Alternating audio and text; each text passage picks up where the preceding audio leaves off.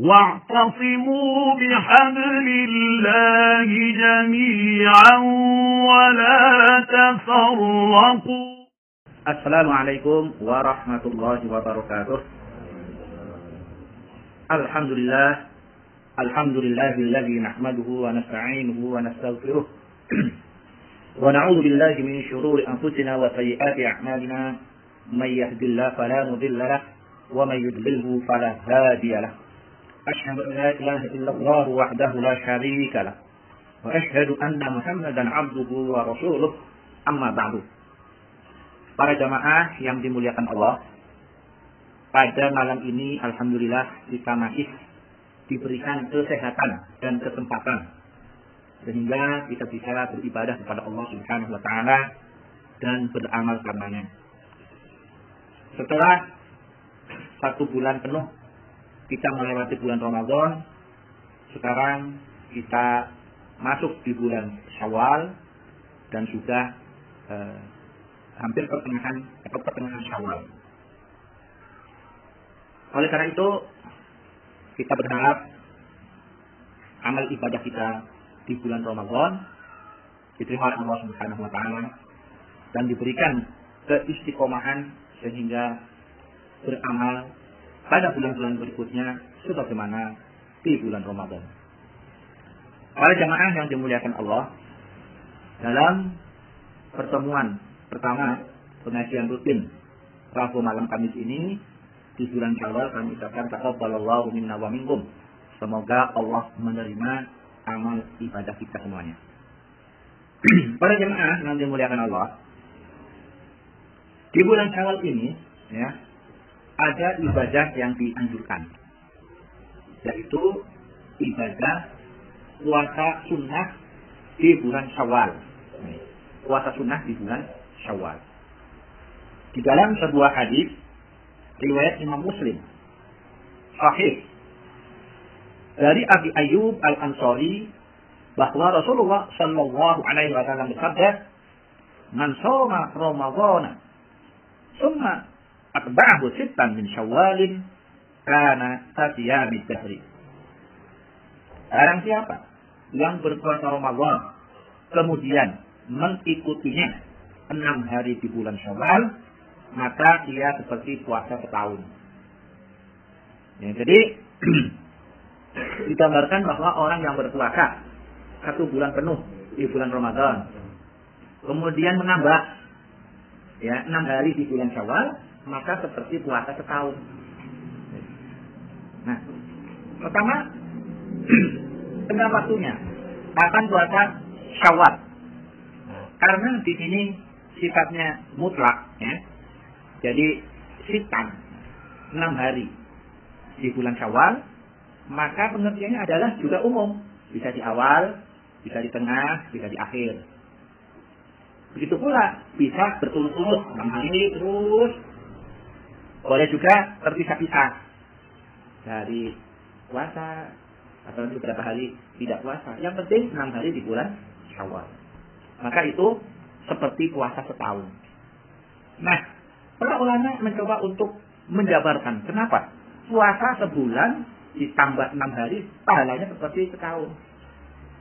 Nah, logika matematiknya itu begini. Allah Subhanahu wa taala selalu melipat gandakan, ya, pahala itu 10 kali lipat. Ya, dalam ayat Al-Qur'an selalu 10 kali lipat. Kita beramal saleh, pahalanya 10 kali lipat. Berbuat 1 berarti 10. Berbuat 2 berarti 20. Maka barang siapa yang berpuasa Ramadan, ya, ditambah 6 hari sama dengan menjadi setahun, matematikanya begini.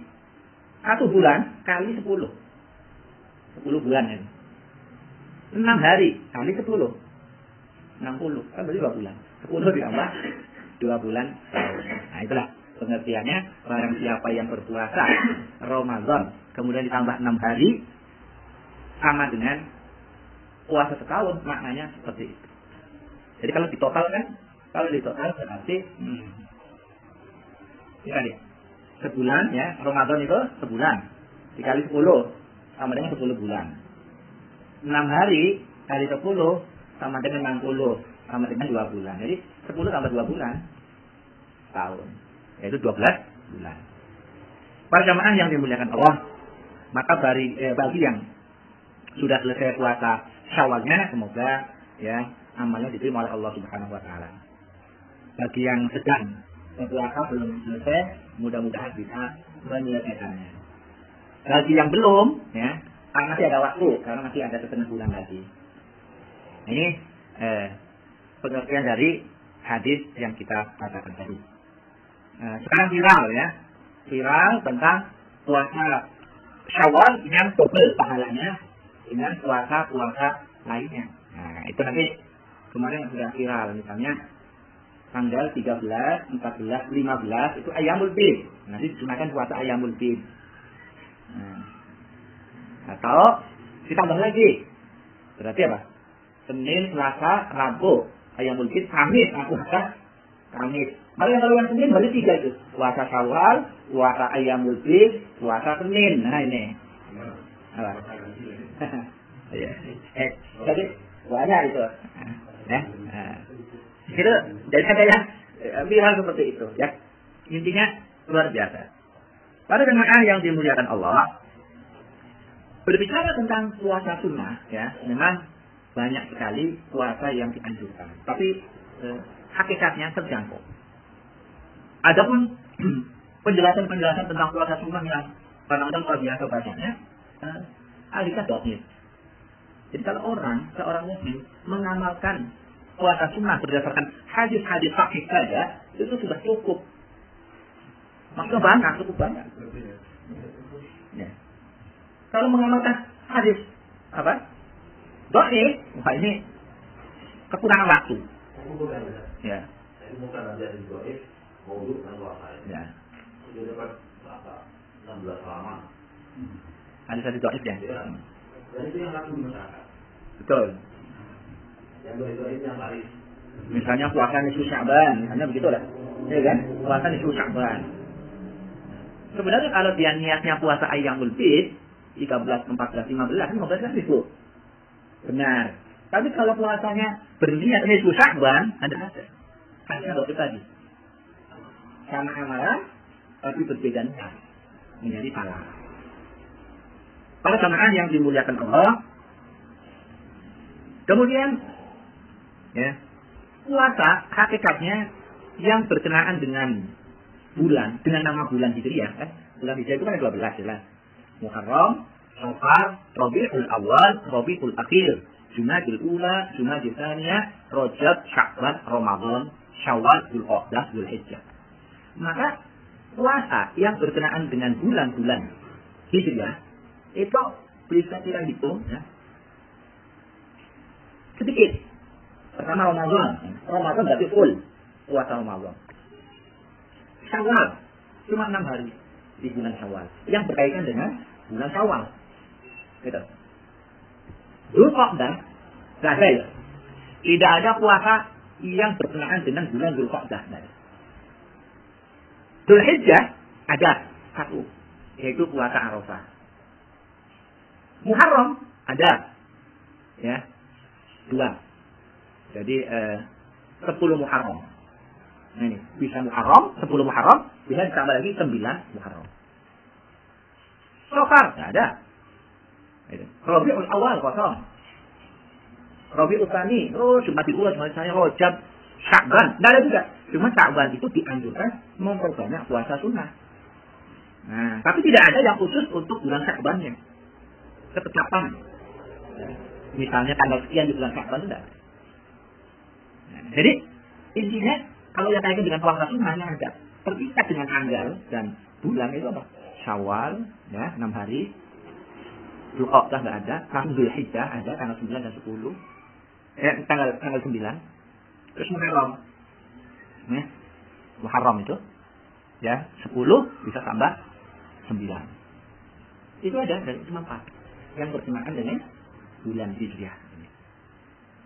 Baik, dalam hadis tadi disebutkan yaitu puasa Arafah, ya, puasa Arafah.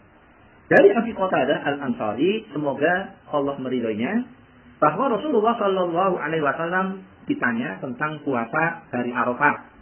Beliau menjawab, yukaffiru as-sanatal madiyah wal baqiyah. Ya. Akan menghapuskan dosa setahun yang lalu dan setahun yang akan datang. Puasa Arafah sehari saja, yaitu tanggal 9 Dzulhijjah, bisa menghapuskan dosa setahun yang lalu dan setahun yang akan datang. Dan beliau ditanya tentang puasa Yaumi Asyura. Nah, berpuasa tanggal 10 Muharram. Asyura, hari Asyura itu kan 10 Muharram. Ya, 10 Muharram. Dia menjawab, yukaffiru as-sanatal madiyah, bisa menghapuskan dosa setahun yang lalu. Nah, ini keistimewaan puasa Asyura. Puasa Arafah menghapuskan dosa setahun yang lalu dan setahun yang akan datang. Sedangkan puasa Asyura menghapuskan dosa setahun yang lalu saja, tidak yang akan datang. Dan beliau ditanya tentang puasa Yaumil Isnain. Nah ini, berarti puasa hari Senin. Ditanya tentang puasa hari Senin, faqala, Nabi menjawab, dzalika yaumu wulidtu fihi. Hari itu adalah hari aku dilahirkan, wa bu'itsu fihi, dan aku diutus, wa unzila alayya fihi, dan aku diturunkan Al-Quran padanya. Rawahu Muslim, riwayat Imam Muslim. Hadis ini sahih menegaskan, dan ini merupakan juga pemahaman dari para fuqaha, sunnahnya atau dianjurkannya puasa pada hari Senin. Mengapa? Nah, ini penjelasannya saja. Jadi dianjurkan puasa hari Senin. Kenapa? Karena hari Senin itu adalah Nabi dilahirkan, Nabi diutus, Nabi diturunkan Al-Quran. Jadi di sini pengertian adalah Seninnya, hari Senin. Kalau muncul pendapat di tengah-tengah masyarakat berpuasa pada hari kelahirannya, misalnya yang lahirnya hari Rabu, puasa hari Rabu. Kalau ditanya kenapa puasa hari Rabu? Karena Rabu adalah hari kelahiranku. Apa dalilnya? Dalilnya hadis ini. Nabi dilahirkan hari Senin, maka Nabi puasa hari Senin. Nah ini, kira-kira logika ini cocok nggak? Nah, disinilah ketika akal masuk, tapi salah. Padahal yang disunahkannya adalah puasa hari Seninnya. Ya ini kan, Seninnya itu yang disunahkan. Karena hari Senin itu apa? Tadi alasannya, saya dengar tiga saja. Nabi menjawab yang itu. Nah, jadi kalau ini, di sini kan, karena Senin itu aku dilahirkan, aku diputus, aku diturunkan Al-Quran. Kan gitu. Jadi kalau orang misalnya puasa hari Rabu, alasannya karena hari Rabu, kenanya cuma ini, karena aku dilahirkan pada hari Rabu, tidak diputus, tidak diturunkan Al-Quran. Nah inilah kadang-kadang orang memahami hadis, nah keliru. Jadi maunya mencontoh Nabi, tapi sebenarnya tidak. Jadi pakai alasan sendiri. Itu ada ternyata, saya juga baru tahu. Orang berpuasa pada hari kelahirannya. Ada kan ya? Banyak itu. Nah, itu. Kayaknya jangan saya setiap pekan itu. Setiap pekan mungkin. Ya tahu ya kesempatnya orang itu. Saya kalau puasa setiap pekan kemarin, kalau setahun sekali.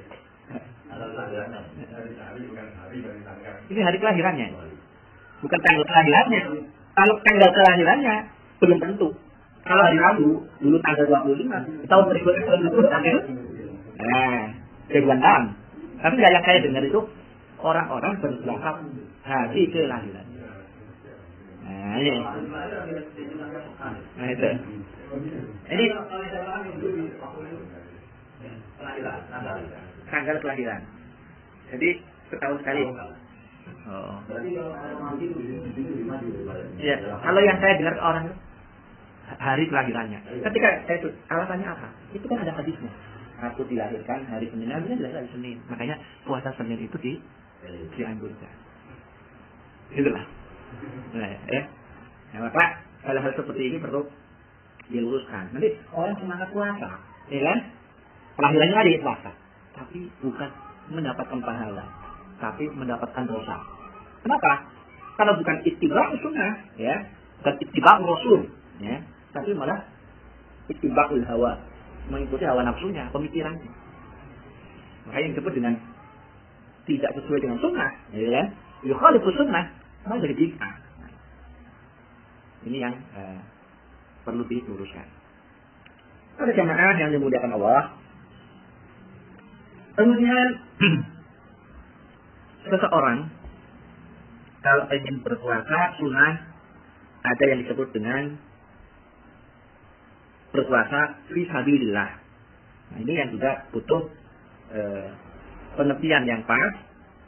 Dari Abi Sa'id Al-Khudri, semoga Allah meridhoinya, ia berkata, Rasulullah Shallallahu Alaihi Wasallam bersabda, "Ma min abdin yasumu yauman fi sabilillahi, tidaklah seorang hamba berpuasa sehari di jalan Allah, fi sabilillah, di jalan Allah, illa kecuali la'adallahu bidzalikal yaumi, Allah akan menjauhkan dengan satu hari itu an wajihin naro sab'ina khalifah, dari api neraka sejauh 70 tahun perjalanan." Nah, mana asalnya fi sabilillah itu berpuasa di saat jihad di jalan Allah. Berpuasa ya ketika berperang. Itu mana asalnya. Maka dalam artian yang umum fi sabilillah adalah orang berpuasa ya. Ini yang orang mengatakan mutlak gitu. Ketika orang dalam melakukan kebaikan, ya, terus berpuasa. Berpuasa, misalnya, anggap saja, kalau puasa hari Senin kan jelas, Senin dan Kamis. Tapi kalau orang berpuasa misalnya gini, hari Selasa, tidak ada hadis yang menyebutkan puasa hari Selasa. Puasa hari Rabu, tidak ada. Ya. Lalu, dia niatnya, saya akan berpuasa di jalan Allah. Maksudnya, sambil dia mungkin bagi guru ya mengajar, gitu ya. Bagi orang yang bekerja ya bekerja, tapi kita akan berpuasa. Berpuasa di jalan Allah. Itu mutlak namanya. Nah, ini pengertian yang kedua. Nah, maka makna di sini kan boleh. Ya, kalau di pengertian yang kedua boleh. Nah, ini tekanan pada kebaikannya. Akan dijauhkan dirinya dari api neraka sejauh 70 tahun perjalanan. Orang berjalan kira-kira setahun dapat berapa kilometer. Nah, itu orang yang sering tuh pakai baju hitam, bawa tongkat, kan jalan tuh dari Bangkalan ke Sumenep. Itu berapa kalau ditanya? Dari bisa jadi. Nah, itu ditanya berapa? Nah, itu ada orang sini, orang Kamplong berjalan sampai ke Jawa Barat. Ada itu orang kita itu. Ya, tapi saya tidak tanya, maksudnya jalan terus itu berapa tahun gitu. Karena dia sambil hampir masalahnya. Misalnya di masjid apa mampir dulu. Ya. Intinya itu bisa menggambarkan orang 70 tahun, sesuai dengan usianya berjalan ini kan, ya ilustrasi ya. Berjalan misalnya 1 tahun sudah sampai Sumatera misalnya, 2 tahun, itulah gambaran orang yang berpuasa di jalan Allah itu akan terhindar dari api neraka sejauh 70 tahun perjalanan. Kalau pakai kilo, istilah kilo, 70.000 kilo misalnya ini ya, 70.000 kilo jaraknya dengan api neraka. Itulah. Ini akan memotivasi kita untuk bisa berpuasa sunnah. Para jemaah yang dimuliakan Allah. Kemudian ada hadis berikutnya ya, berkenaan dengan orang yang suka berpuasa. Apakah harus berpuasa terus-menerus atau tidak? Yang baik seorang muslim itu seimbang antara puasanya dengan tidak puasanya, seimbang. Ya, seimbang itu paling bagus. Seperti Rasulullah Shallallahu Alaihi Wasallam antara berpuasa dengan tidaknya itu seimbang. Sebagaimana dalam sebuah hadis, ya, riwayat Imam Bukhari Muslim, lafaznya bagi Imam Muslim, sahih, dari Aisyah, semoga Allah meridainya, ia berkata, karena Rasulullah Shallallahu Alaihi Wasallam yasumu hatta naqula la yuftir. Rasulullah berpuasa, ya, terus sehingga kami berkata, beliau tidak pernah berbuka. Maksudnya Nabi itu berpuasa terus. Kapan tidak puasanya? Akan-akan gitu. Wa yuftiru hatta naqula la yasum. dan beliau itu tidak berpuasa. Ya, berbuka itu tidak puasa. Sampai-sampai kami berkata, kapan Nabi puasa sunnahnya? Ya. Wa ma ra'aitu Rasulullah sallallahu alaihi wasallam istakmala siyama syahri qatl illa Ramadan. Dan aku tidak pernah melihat Rasulullah sallallahu alaihi wasallam sempurna puasa sebulan penuh kecuali Ramadan. Jadi, kalau menurut hadis ini, Rasulullah puasa sebulan penuh hanya di Ramadan. Selain Ramadan, tidak ada puasa yang penuh sebulan. Wa ma ra'aituhu fi syahrin aktsara minhu siyaman fi Sya'ban. Dan aku tidak melihat Rasulullah lebih banyak berpuasa sunnah selain di bulan Sya'ban. Nah, ini sebagai kaidah kita dalam berpuasa. Puasa sebulan penuh, bulan Ramadan. Sebulan full. Puasa lebih banyak di bulan Sya'ban. Nah, lebih banyak puasa sunnahnya. Kemudian untuk bulan-bulan yang lain ya sedang-sedang ya, ada puasa enggak? Ada puasa, ada tidaknya itu. Ini berkenaan dengan jumlah puasa sunnah ya yang dilakukan oleh Rasulullah. Pada jemaah yang dimuliakan Allah. Kemudian puasa sunnah selanjutnya yaitu puasa Ayyamul Bid. Ayyamul Bid itu seperti dalam hadisnya ya. Dan dari Abi Dzar, semoga Allah meridainya, ia berkata, Rasulullah Shallallahu Alaihi Wasallam menyuruh kami untuk berpuasa setiap bulannya 3 hari. Salasat asyarah berarti 13, wa arba'a asyarah 14, wa khamsa asyarah dan 15 setiap bulan. Maka dalam hal ini para jamaah yang dimuliakan Allah ya, bahwa sesungguhnya kita sebagai umat Islam itu sangat dianjurkannya untuk berpuasa pada tanggal 13, 14, 15. Ini riwayat Imam Nasa'i At-Tirmidzi dan disahkan oleh Ibnu Hibban. Maka ini yang menjadi alasan para herbalis, para ahli kesehatan herbal ya, seperti dokter ya, Zaidul Akbar, kemudian dokter apa lagi Cahyono ya, dan saya itu kan dokter itu kan Pak Dani, ya, Dani dan seterusnya. Itu menjelaskan bahwa sekurang-kurangnya dalam sebulan itu ya kita harus ada puasa sunnah, yaitu ini ayam lebih 3 hari, jadi 13, 14, 15. Gitu. Jadi dalam sebulan itu sangat baik untuk kesehatan, sekurang-kurangnya 3 hari berpuasa. Kalau yang Senin Kamis berarti berapa itu? Iya, 9 hari. Kalau yang puasa Nabi Daud, nah, kalau bagus lagi, berarti bisa berapa? 15. Ini ya, alasan kesehatan untuk membuang detox, nah, mendetoks penyakit-penyakit yang ada di perut kita. Memang akhir zaman, di mana masyarakat sukanya kuliner, nah ini kuliner di mana-mana kuliner, luar biasa memang. Akhir zaman, atau zaman sejak dahulu ya, dulu kan kekurangan makan. Kalau sekarang ini lebih, makan di mana-mana itu lebih. Maka memang penjelasan para dokter ini juga bagus juga agar orang suka berpuasa sunnah ya, seimbang. Tapi tentunya bagi seorang muslim ya, itu kan hikmah. Hikmah itu kebaikan dari berpuasa memang bisa menyehatkan, menjadi sehat.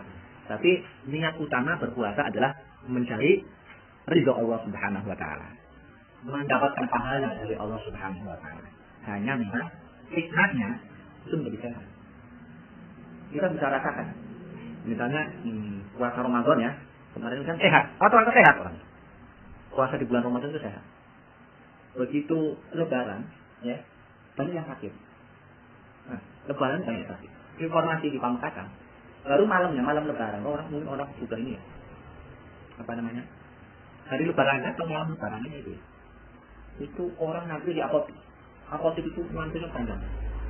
Orang Pamekasan. Jadi banyak yang sakit setelah Lebaran. Padahal buat puasa aman-aman saja.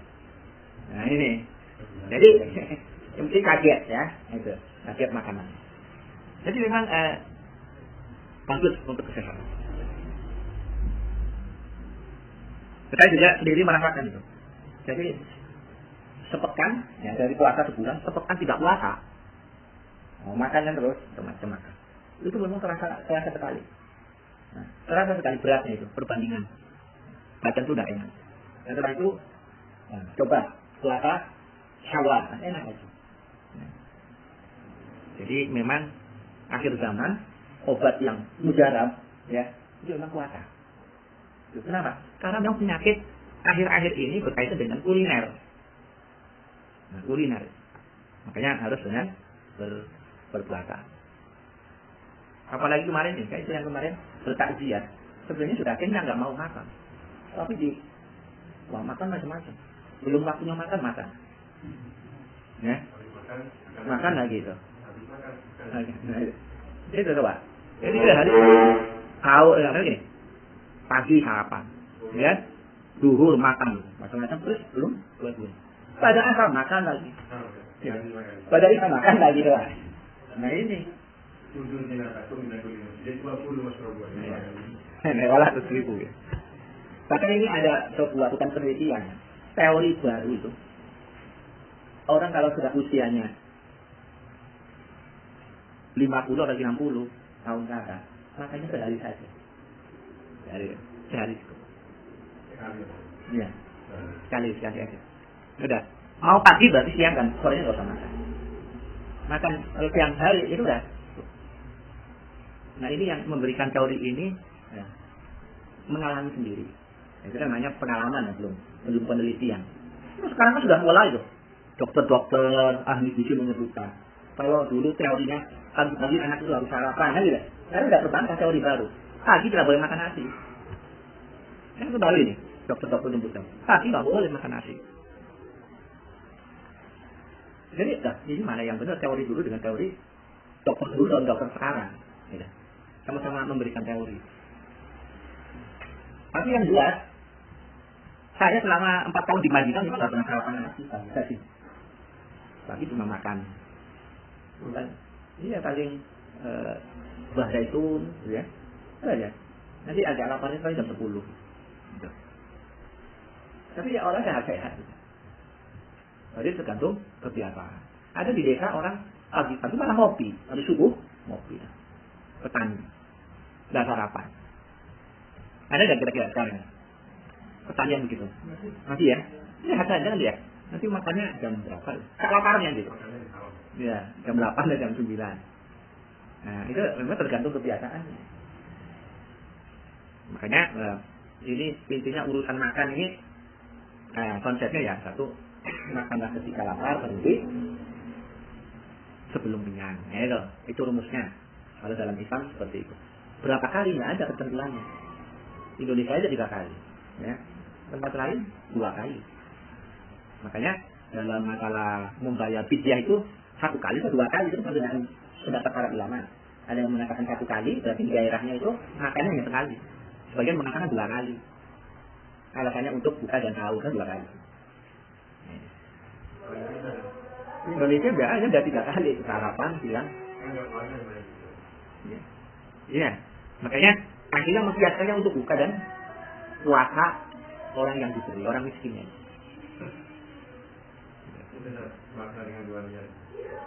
Ya. Oh ya, jadi kalau sama-sama sunnah memang bisa dimaklumi.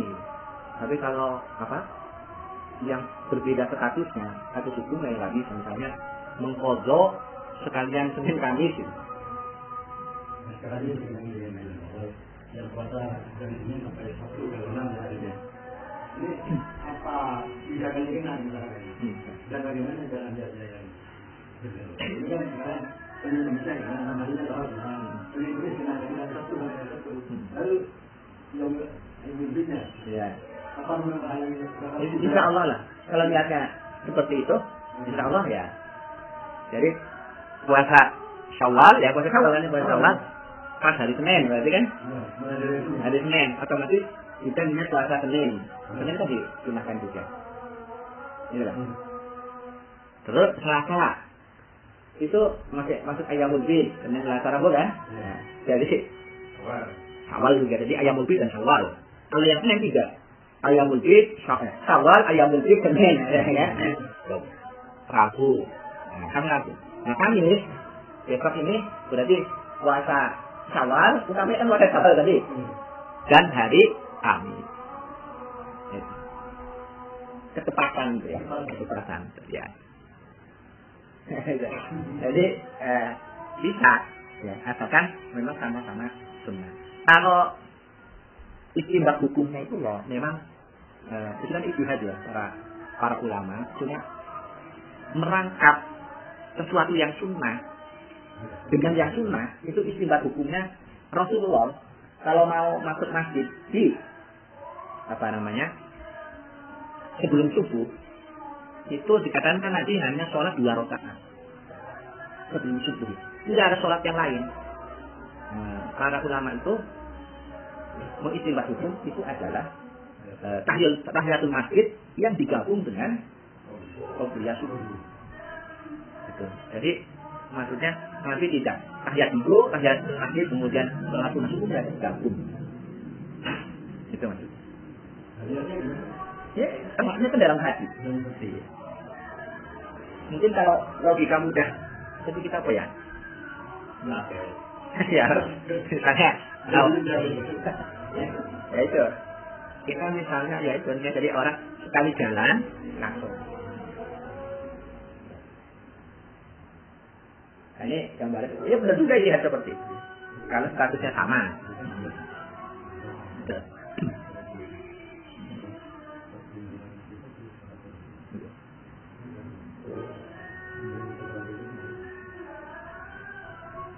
Nah itu. Dan nanti mungkin hal-hal lain juga bisa. Tapi pertanyaannya kalau wajib sama wajib apakah bisa? Wajib digabung wajib. Tuh. Ya. Nah, ada nggak wajib misalnya? Mengqadha misalnya ya. Misalnya orang itu begini, hutang puasa 1 hari. Ya.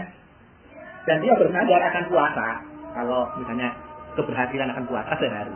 Nah, kalau bisa digabung, mau mengqadha, ya kan, sekaligus memenuhi nazarnya. Ya. Kita harus wajib tuh, mengqadha wajib, nazar juga, menunaikan nazar juga wajib. Nah, di sini ya, di sini yang tidak bisa digabung kalau sama-sama wajib. Karena kewajiban itu, nah ini biar para ulama ya, dia harus 2 kali, mengqadha sendiri, kemudian menunaikan ya nazarnya sendiri. Kalau sama-sama wajib. Kalau sunnah boleh. Gitu. Ya, demikian. Mudah-mudahan ini menjadi ilmu yang bermanfaat untuk kita semuanya. Wassalamualaikum warahmatullahi wabarakatuh.